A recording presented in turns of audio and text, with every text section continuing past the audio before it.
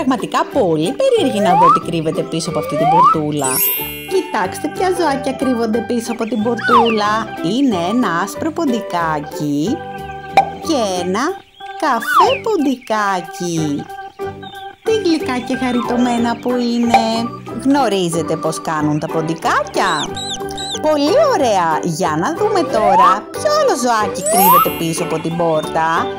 Κοιτάξτε ποιο ζωάκι έχουμε. Είναι ένα καφέ κουνέλι. Ξέρετε ποιο ζωάκι είναι αυτό, παιδιά? Είναι μια άσπρη χίνα, η οποία κάνει μεγάλα αυγά και είναι και αυτά πολύ νόστιμα. Και από εδώ έχουμε μια καφέ πάπια. Στις πάπιες, παιδιά, αρέσει πάρα πολύ να κολυμπούν μες στο νεράκι. Σε μια φάρμα θα χρειαστούμε σανό, που είναι χορταράκι για να τρώνε τα ζωάκια. Ένα δοχείο για να βάζουμε το φαγητό τους. Και φυσικά μια βρύση για να πίνουν το νερό.